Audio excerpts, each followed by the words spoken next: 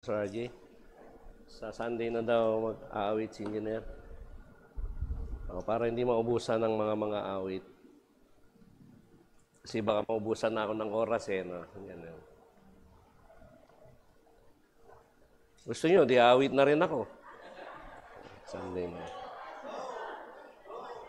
Hindi yan ang talent ko, mag-preach ang talent ko. Anyway, salamat sa Diyos, salamat sa mga awit. Nawa po ay naging pagpapala na sa ating lahat. So this is the third. May isang Sunday pa tayo para talakayin natin ang patungkol sa spiritual reproduction, and this is all about discipleship. By July, I am encouraging and challenging everyone to attend our discipleship class and training. Mahalaga po ito at hindi po ito request. Ito po ay command that we should all involve para sa gawain ng discipleship. Kailangan hindi lang tayo, kailangan may ma-produce tayo na kagaya po natin. Kumbaga si Moses ay merong Joshua, si Paul, may Timothy and Titus. So, gayon din tayo.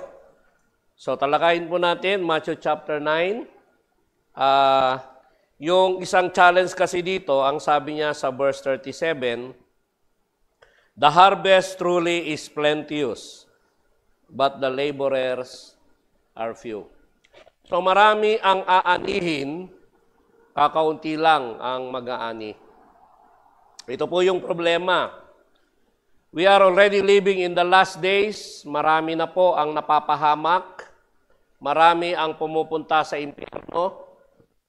Sapagkat maraming Kristiyano nanineglect nila, nakakalimutan nila yung bahagi nila sa kaharian ng ating Panginoon.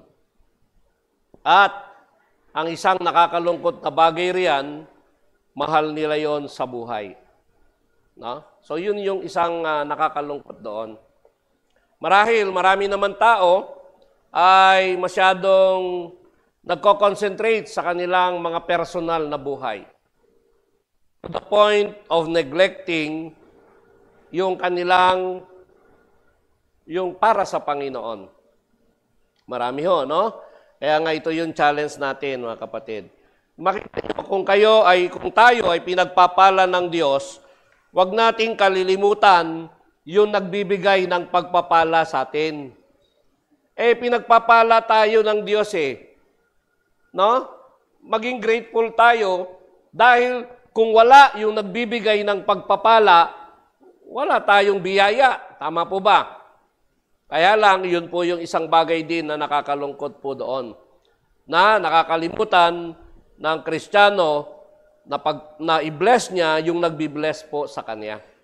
At dito, isang bagay ng paglilingkod natin is for us to reproduce ourselves spiritually. And remember this, mga kapatid, spiritual reproduction is very rewarding. Very rewarding yan. Kaya nga lang, kung ginagamit man tayo o gagamitin tayo ng Panginoon, wag lang tayong masyadong titingin ng sobrang mataas sa sarili po natin. Naalala ko po yung kwento. Ito yung kwento ng ibon at saka ng pagong. Ayan, kung di nyo pa alam, makinig kayo. Kung alam nyo na, pakinggan nyo pa rin. So, yung pagong, magkaibigan sila ng ibon. At nakikita nung pagong, yung ibon ay nakakalipad. Siyempre, ibon nga no? So, parang habang pinagmamasdan niya yung ibon, lumilipad sa kalawakan, nakikita niya ang mga bagay. So, sabi ni pagong, nakakainggit naman. Sana ako rin, sabi niya, ay lumilipad. Para makita ko rin yung nakikita ng mga ibon at marating ko rin yung nararating ng ibon. So maya-maya, pagbaba ng ibon, nagkukwentuhan ng magkaibigang pagong at ibon. Sabi ng pagong, sana makalipad din ako. At sana makarating din ako doon sa nararating mo. At sana makita ko rin yung nakikita mo. So natuwa ang ibon, sabi niya, gusto mo bang makalipad sa kalawakan? Sabi niya, oo. Gusto mo bang makita at marating yung aking nakikita at narating? Oo, sabi niya. O sige, ganito ang gagawin natin. Sabi nung ibon, kukuha ako ng kahoy at doon sa kahoy, kakagatin mo. At pag kinagat mo ang kahoy, lilipad tayo. O, tuwang-tuwa yung pagong, no? Uy, maganda yan, maganda yan. So sabi niya, eto ang kahoy, kumagat ka sa kahoy. So kinagat niya yung kahoy at inilipad siya ng ibon. Tuwang-tuwa yung pagong. Sabi niya, ganda naman ng pakiramdam sa isip niya, no? So nakakalipad sila, kung nasaan yung ibon, nandun din siya, nakakalipad siya. At nakikita niya yung mga nakikita ng ibon. So sila ay masaya na namamasyal sa kalawakan, masaya nakikita yung mga tao doon sa ibaba at sila ay tinitignan. So habang sila ay naglalakbay sa kalawakan, nadaan sila sa mga kabayan, palakpakan yung mga tao, palakpakan sila. Tingnan mo naman, napakaganda, no? Isang pagong, isang ibon. So, tuwang-tuwa sila, masaya sila, tuwang-tuwa, palakpakan yung mga tao. Tapos medyo nadaan sila doon sa maraming tao. Sabi ng mga tao, ang galing-galing naman, sabing ganon, no? Napakagaling naman, isang ibon at pagong lumilipad. Tapos sabi ng tao, sino kaya ang nakaisip ng bagay na yon? Napakaganda. Si pagong gustong magyabang. Ang sabi niya, ako! Ano nangyari? Ha? Sinong nalaglag? Bakit nalaglag si pagong?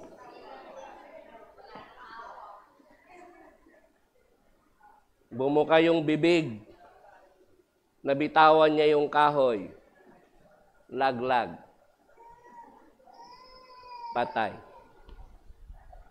Bakit?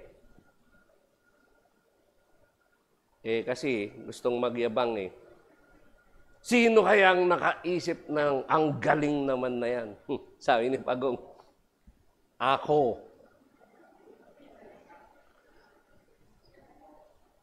Alam niyo sabi ng Bible?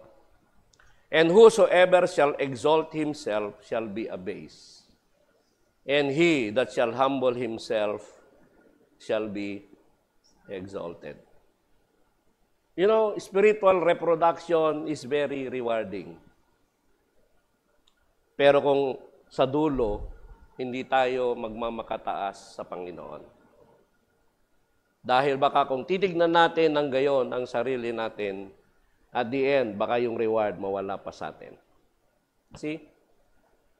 Maaring marami tayong magagaling na ideya.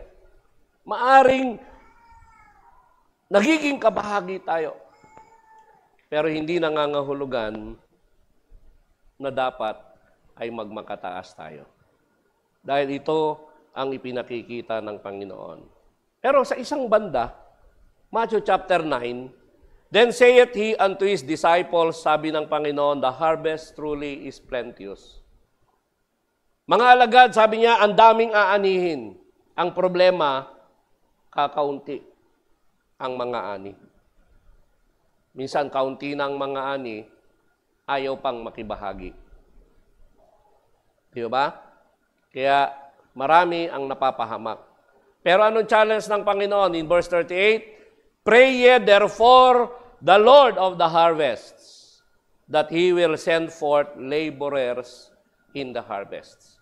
Marami pa po tayong aanihin, mga kapatid. Pero ano yung prayer dito?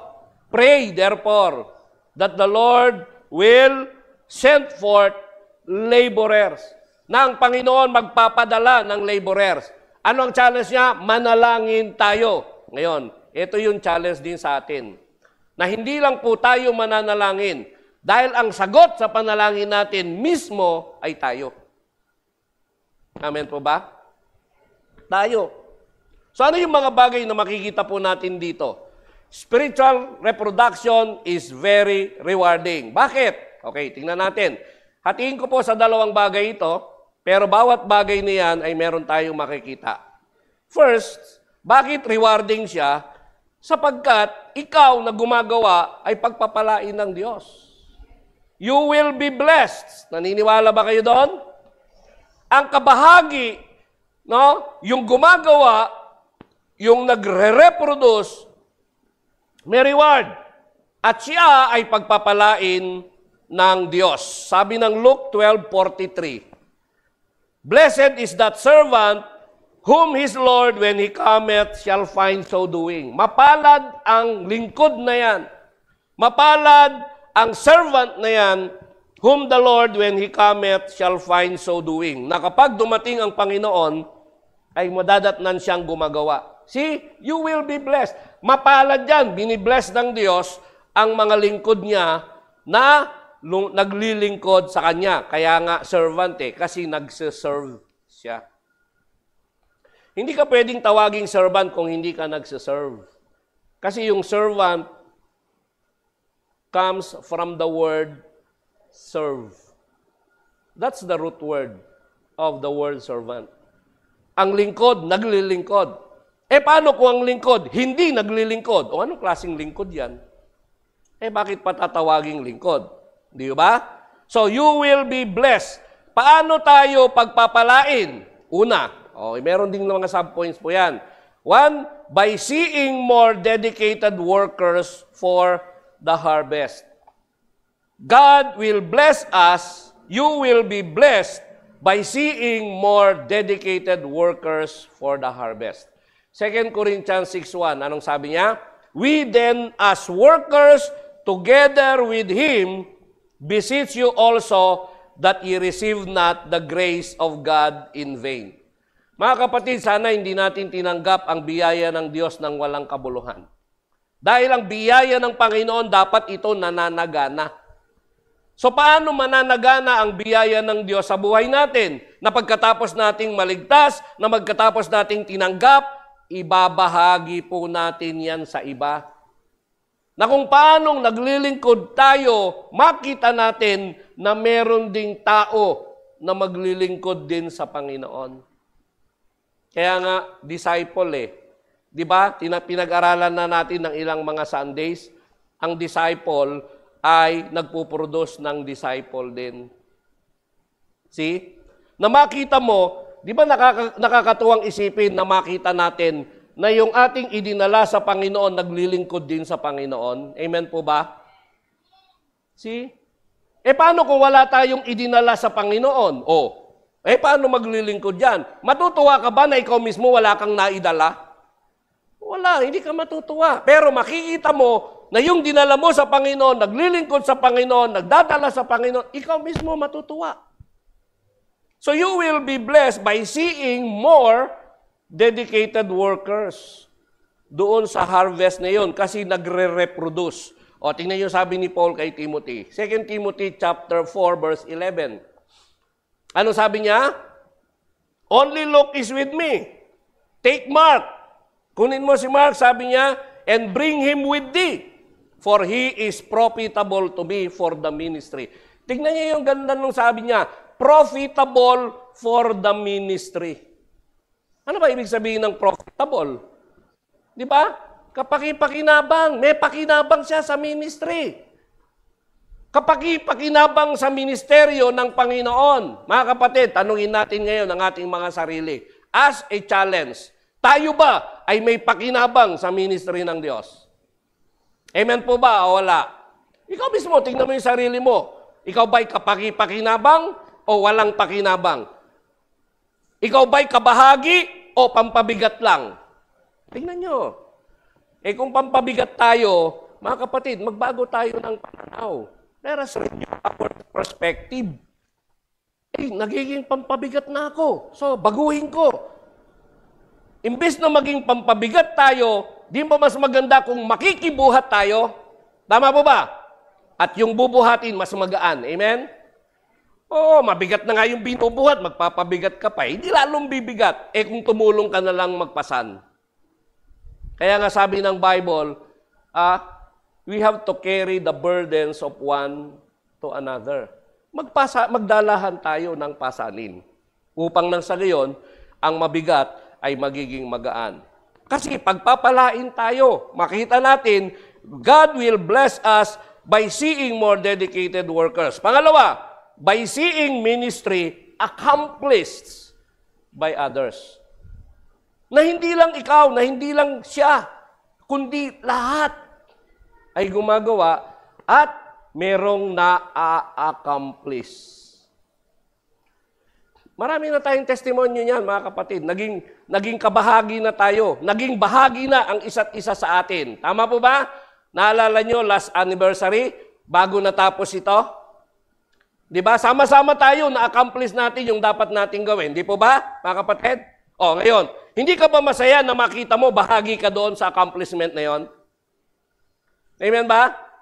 Oh, see, may bahagi ako riyan. Ha? 3 yero akin dyan. 5 simento akin dyan. Uy, may pawis ako dyan, ha? See? Maliit na bagay, pag ang maliliit, pinagsama-sama mo, magiging malaki. Amen po? See? Pagpapalain tayo ng Diyos, sabi niya by seeing the ministry accomplished by 1 Timothy 1:12. Anong sabi ng 1 Timothy 1:12? I thank Christ Jesus our Lord, who hath enabled me, for He counted me faithful, putting me into the ministry. Oh, tingnan nyo, hindi ba kayo masaya dyan? Tingnan nyo, sabi niya, I thank Christ. Hindi ba tayo nagpapasalamat sa Panginoon? Ano yung ipinagpapasalamat natin? That God enabled us. Binigyan niya tayo ng kakayahan. Yung able. Ang Diyos ang nag-enable sa atin. Yun ang ibig sabihin. And God counted us faithful. Ano yung maganda doon? Putting us into the ministry. Inilagay tayo, idinagdag tayo ng Diyos sa kanyang ministeryo. Ngayon, tingnan nyo. Ikaw ba may ministry? Pag wala, mag-isip po tayo, ano bang ministry ang pwede kong gawin? Ano bang ministry ko para sa Panginoon at para sa iglesia ng Panginoon? Yung iba, hindi ministry, di ba? Ministry. Oh, minsan, ang relihiyon, ginagawa na ring negosyo, di po ba? Puro pera na lang, pinag-uusapan. Magandang may pera. Pero kung yan ay gagamitin para sa Panginoon, mas lalong maganda. Amen? Kaya kayo mga patitignan ninyo, no? Salamat sa Diyos, ako natutuwa. Kasi tingnan nyo, you will be blessed. Ha? Personally, nakikita ko, nagiging kabahagi tayo, ako tuwan-tuwa. At ang panalangin ko, lalo kayong pagpalain ng, yun kasi yung second point Ito yung first No? Na nagiging kabahagi tayo sa gawain ng ating Panginoon. 2 Corinthians 6:3. Anong sabi niya? Giving no offense in anything that the ministry may not be blamed. Ito yung mga kapatid. Take heed of this. Take note, yung mag-ingat tayo dito. Bakit? Anong sabi niya? Giving no offense in anything that the ministry be not blamed. Hindi masisi yung ministeryo. Bakit? Baka naman dahil sa atin, masisi ang lahat. Hindi nyo ba alam, minsan ganito sa isang banda, hindi naman kasi lahat. Halimbawa tayo dito, mga Kristiyano, member tayo, let's say, ng MTBC. Tapos merong gumawa ng hindi tama. Anong sasabihin? Ganyan ba kayo mga born-again Christian? Ganyan ba kayo sa Trinity? O, tingnan nyo, damay na tayo lahat, isang tao lang sinasabi. O halimbawa, may ginawang hindi tama. Sasabihin, ganyan ba yung gawain nyo? The ministry will be blamed. Kaya sabi niya, mag-ingat kayo. Take no offense in anything. So that the ministry of the Lord will not be blamed. Nang hindi masisi ang gawain. Pero kung makita nila ang magandang bagay doon, hindi nila sisisihin, kundi i-bless nila pagpapalain. At yung sasabihin niya, pwede ba akong maging bahagi ng gawain ninyo? Yun ang maganda Yung challenge doon na, pwede ba akong maging kabahagi? Diyan sa gawain ninyo? na nakikita nila yung seriousness ng gawain na tayo, gumagawa tayo not for ourselves, but it is for the Lord, for His glory. Na hindi tayo titingin sa sarili lang po natin, na ginagawa natin to kasi gusto nating gawin para makita tayo ng tao. Wag po, hindi yun. Nagagawin natin ito, hindi para sa sarili natin, kundi para sa Panginoon. Amen? Nasabi niya, not to please men, but to please God. Kaya nga, sa Diyos ang papuri. That's the second thing. Pangatlo, by seeing more people involved in your ministry, in our ministry. Di po ba magandang makita na maraming tao ang nag-i-involve doon sa ministry na meron tayo? Ikaw, yung ministry mo. Merong nag-i-involve, merong gumagawa, merong sumusuporta. 2 Corinthians 6 verse 4. Ano sabi niya? But in all things approving ourselves as the ministers of God. God considered us ministers. Mga tayo, mga tagapaglingkod tayo ng Diyos. Alam niyo, ang ministers, hindi lang po pastor, hindi lang naman leaders. Lahat ng nagmi-minister, lahat ng mga gumagawa, lahat ng merong ginagawa sa Panginoon ay ministers ng Panginoon. So, paano ka tatawaging minister? Wala ka namang ministry. Tama po ba? Kaya dapat meron tayo. Ano ba yung ministry na pwede nating gawin? Marami naman eh. Saan? Tinalakay na natin ng ilang mga linggo. Sa ating tahanan, sa ating trabaho, sa ating simbahan, sa kahit saan, in all of our workplaces. Sa lahat ng mga workplaces natin, pwede tayong maging ministers ng Panginoon. Hindi lang sa simbahan, sa tahanan, sa komunidad, sa trabaho natin. Nabigyan na natin ng diin noong nakaraan po yan. 2 Timothy chapter 4 verse 5. Anong sabi ng Bible? But watch thou in all things, endure affliction, do the work of an evangelist, make full proof of thy ministry. Yun po yung challenge doon. Make full proof. Patunayan natin. Kailangan mapatunayan natin. Ang tanong, may ministry ba tayo? Ano ang patutunayan natin kung wala naman? Kaya mag-involve po tayo sa ministry ng Panginoon. And the ministry of discipleship is very important. No? Yung iba talagang pressure sila. 12, hindi po.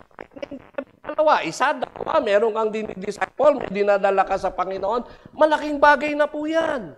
Kesa sa wala. Mamamatay tayo, wala man lang tayo. Mamamatay tayo, wala man lang tayong nadala sa Panginoon. At pagharap natin sa Diyos, puro regrets. Bakit? Kasi sarili lang natin ang inatupag natin, ang inasikaso natin. Puro na lang pang sarili, puro na lang para sa atin. Para sa iba. See? Mga kapatid, hindi nyo ba alam? Merong taong inilalagay ang Panginoon sa atin. Minsan sa trabaho mo, may kaibigan ka, ilalagay ka ng Panginoon doon. For what reason? See? Meron ba? May dahilan ba yon? May purpose ba yon? Bakit mo naging kaibigan nito? Bakit mo naging kasama yan? Bakit? Ay, may purpose. Para yan, makakilala sa Panginoon. Sinong gagamitin niya? Ibang tao? Hindi po. Tayo. Ang problema sa iba, hindi po ibang tao. Ang problema, tayo mismo. That's the problem. Because we neglect na meron tayong mahalagang ministeryo. Paano mag-i-involve yan kung tayo mismo hindi? Kaya ito yung challenge natin doon sa sa fellowship, no? 34 po kami naman sa biyaya ng Panginoon. Kahit na paano, hindi naman ganong karamihan, pero sabi namin, maybe next time yung 34 madagdagan tayo.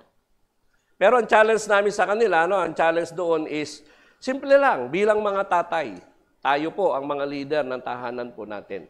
It is very hard for us to command, to exercise our authority kung tayo mismo hindi natin yon ginagawa. Sabi ko nga po, di ba, yung tatay ko, yung kuya ko, malakas magbisyo yung kuya ko eh. No? Lalo, alam niyo na ang bisyo ng mga kalalakihan, no? Yung sigarilyo. Pagka ang kuya ko, nanigarilyo, parang pugon eh. Ako, hindi ko naman nasubukan po yun kasi hindi naman sigarilyo yung aking bisyo eh. No? Ibang sigarilyo yung bisyo ko, mas masarap yun eh. Sabi nung tatay ko, bawalan mo nga yung kuya mo.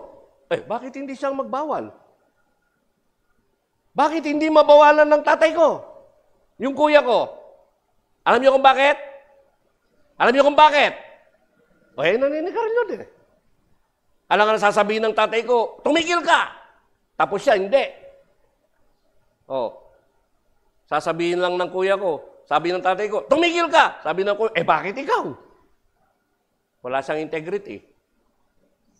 Bakit sa akin niya pinapabawal yung kuya ko? Pastor ka eh. Babawalan ko yung kuya ko. Mas matanda ako sa'yo. Pero sasabihin ko sa kuya ko, pastor ako. Mas matured ako sa'yo. Di ba?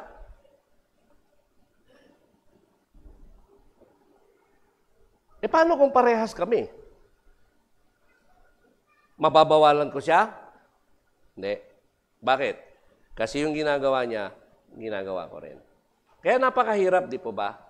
Kaya ito yung hamon sa atin lahat, mga kapatid. Sabi niya, watch thou in all things. Make full proof.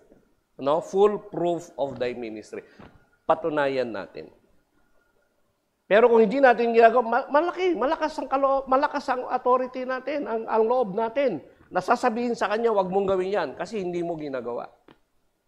See? Maging sa gawain ng Diyos. Anak, maglingkod ka sa Panginoon. Tapos ikaw, hindi. Punta kayo sa church. Tapos ikaw, wala. Sige anak, mag-Sunday school ko, kayo na lang. Ako, dito na ako, okay lang ako, matanda na ako eh. Kayo na lang. Hindi tayo mag-aakay eh. Nakuha niyo po yung point? See? Being or seeing more people involved in our ministry sa gawain. Pangapat, by seeing strong families of faith in our church. Makita natin yung pamilya matibay sa kanilang pananampalataya sama-sama sa iglesia ng Panginoon. Ephesians 3:12-14. Ito yung sabi ng Bible. In whom we have boldness, meron tayong katapangan, and access with confidence by the faith of Him. See? May boldness, may access, meron tayong lakas, meron tayong authority. Kasi tayo nga mismo ginagawa natin. For this cause, I bow my knees unto the Father of our Lord Jesus Christ, of whom the whole family, look at that, yung buong pamilya in heaven and in earth is named. Including our whole family. Kasama yung buong pamilya natin. Kaya nga ang kaligtasan, hindi lang para sa atin. Ang kaligtasan ay para sa mga pamilya natin. Believe on the Lord Jesus Christ, and thou shalt be saved, and thy house. See? Our salvation involves the salvation of our household, our family. Na kapag kami naligtas, kasama sila sa pangako ng kaligtasan. Pero, mag-i-involve tayo, gagawa po tayo. That He would grant you according to the riches of His glory. Ano yun? To be strengthened with might. See? Palalakasin tayo ng kapangyarihan. Pero ang lakas at kapangyarihan na yan, saan nanggagaling? Sa Espiritu ng Diyos na nasa atin. That Christ may dwell in your hearts by faith, that ye, being rooted and grounded in love. Para maging matibay. Bakit? Rooted eh. Grounded eh. Ibig sabihin, malalim, matibay ang kanyang pananampalataya. By seeing strong families of faith in our church. And number 5, by experiencing God using you to bless others. Yung maranasan mo na ginagamit ka ng Diyos para i-bless ang iba.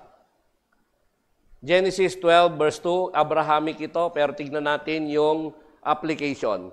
Sabi ng Panginoon kay Abraham, I will make of thee a great nation, I will bless thee, and thou shalt be a blessing. Pagpapalain kita upang ikaw ay maging pagpapala sa iba. Amen? Kaya tayo pinagpapala ng Diyos, maging pagpapala rin tayo sa iba. That's another purpose. Pinagpala tayo spiritually, maging pagpapala tayo spiritually. Biniyayaan tayo ng kaligtasan, ibahagi natin ng kaligtasan. Pinagpala tayo spiritually, yung ating dinadala sa Panginoon, pagpapalain spiritually. Pinagpapala tayo materially, then the Lord will bless them also materially. Bakit? Kasi nagiging channel of blessing tayo. Biblical o hindi? Biblical. Huwag lang maging mali ang motibo. Pinagpapala ka ng Diyos, pinagpapala ako, pinagpapala tayo ng Diyos upang maging pagpapala tayo sa iba. Mga kapatid, huwag nating sarilinin, huwag tayong maging makasarili. Dahil yung kindness na yan ay pagpapalain ng ating Panginoon. God will bless us to become a blessing to others. Puputulin ko po yan, itutuloy ko sa susunod. 11:45 na po.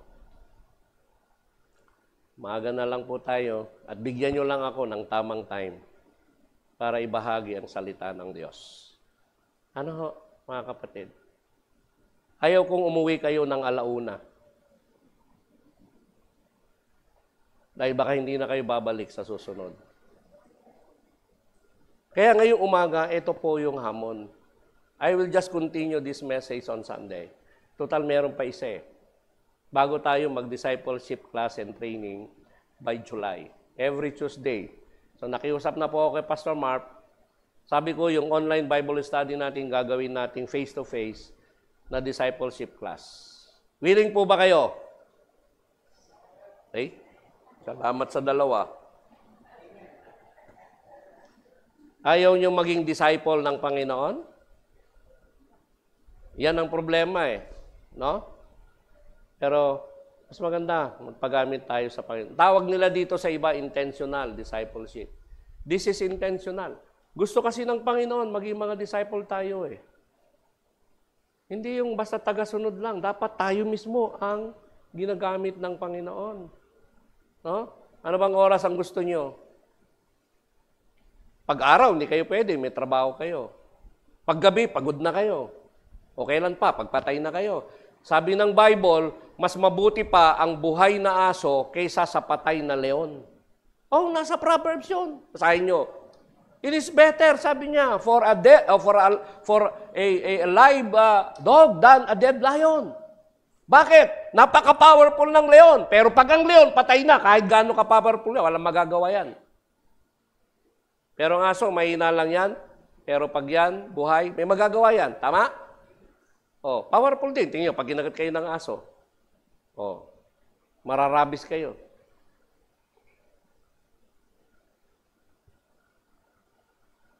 Seeing, na makita natin. Iwan ko ang challenge na ito. Does seeing others grow, excite you, or threaten you? Yung makita mo ng iba ay nag-grow o lumalago. Ikaw ba'y na-excite na makita silang lumalago? O ikaw ba'y natatakot, natitreaten ka na lumalago sila? Kayo po, mamili kayo. Na makita nyo ang iba, lumalago sila sa Panginoon? Na-excite ba kayo na makita silang lumalago sila? O natitreaten kayo? O natatakot kayo? O lumalago na sila? Nasa atin yun. Tingnan niyo mga kapatid. No? But God will bless us if we will reproduce ourselves sa ating Panginoon. Now, let me end. Sabi ko, ituloy ko na lang ito sa susunod. Pero hindi nyo ba alam, merong isang leon sa gubat. Ang leon, tinatawag yang king of the forest. Tama? So kasi, lalaki niyan. Kung sa zoo na pinuntahan, laki ng lion, ano? So the lion one day was sleeping sa kanyang cave. So the lion was sleeping in the cave, natutulog siya, biglang merong dumaan na daga. So a mouse was looking for something to eat. Eh siyempre, nandun siya sa loob, medyo madilim, gumapang-gapang, naghahanap ng makakain ng daga. But, you see, he accidentally climbed on the lion. So accidentally, umakyat siya, yung inakyat niya, leon na pala. And then the lion woke up at that moment. Nagising yung leon, naistorbo siya. So he saw the mouse, nakita niya ngayon yung daga. Galit na galit ang leon. So ang ginawa niya, dinakma niya yung daga. So hindi makaalis ngayon yung daga. The lion captured the mouse. Pero sabi nung mouse, mahal na hari, sabi niya, my king, please forgive me. Patawarin mo ako, hari, sabi niya, be kind to me, hindi ko naman sinasadya. And I will promise, sabi niya, it will not happen again. Hindi na ulit mauulit yan, Haring Leon. At ang sabi ng daga, one day, sabi niya, isang araw, makakaganti rin ako sa iyo. Isang araw, meron din akong magagawang mabuti sa iyo in return. So, the lion was surprised to hear those words. Sabi ng lion, how can a little mouse do me a favor? Isang maliit na nilalang, isa kang daga, anong magagawa mo sa akin na isang napakalaking leon? Pero, sabi niya, sige, pagbibigyan kita. Patatawarin kita sa pag-store mo sa akin. So the lion let the mouse go. Sige, malis ka na at malaya ka na. After some time, doon sa forest, dumating ang mga hunters. So the hunters came to the forest and then they captured the lion. Hinuli yung leon. Wala siyang nagawa, no? So nilagay siya doon, tinali yung kanyang mga paa. At yung mga hunter, naghahanap sila ng cage para dalhin siya sa yung circus. Para doon ikulong at doon pakinabangan. But at that moment, habang nakatali ang leon, the little mouse was passing by. Napadaan itong daga. Bigla-bigla, he saw the lion. Nakita niya yung leon. Sabi niya, ito si Haring Leon, nakatali. So ang ginawa ng daga, dali-dali, lumapit sa leon at kanyang nginat-ngat yung tali. Pinagngangat-ngat niya, hindi naman siya makita, malit lang siya. Pinagngangat-ngat, nginat-ngat niya ng nginat-ngat ng kanyang maliliit na ngangipin. At pagkaraan lamang ng ilang mga sandali, nakalaya ang leon. The lion was made free. The lion was so very happy. Sabi niya, daga, salamat. Tuwang-tuwa yung daga. Sabi niya, mahal na Haring Leon, di ba sabi ko sa iyo, kung patatawarin mo ko at palalayain mo ko, isang araw, makakaganti rin ako ng mabuti sa iyo. Nagulat si Leon, sabi niya, ikaw ba yung maliit na dagang nang istorbo sa akin? Happy to serve you, my King Lion. Di walis silang masaya. A simple kindness will return one day. Dahil may reward.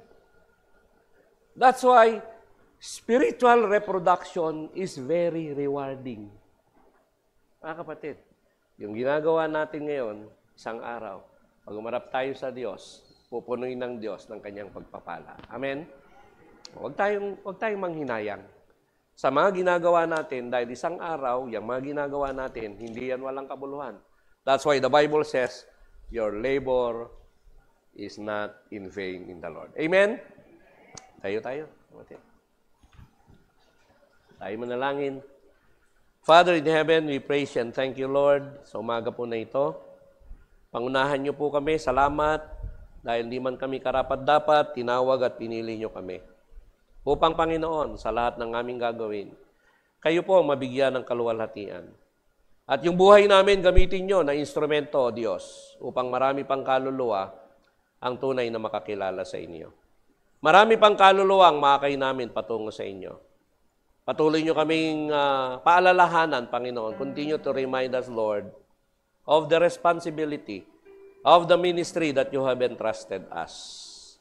Lord, samahan nyo kami, bigyan nyo kami ng lakas, bigyan nyo kami ng talino upang magampanan namin ang trabahong pinagkatiwala nyo sa amin.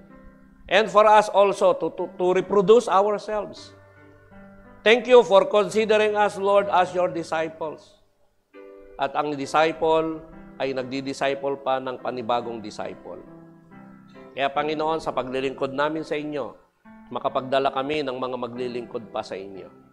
Lord, this is indeed a serious responsibility. Kaya nga, Ama, itinatalaga namin ngayon ang aming mga sarili.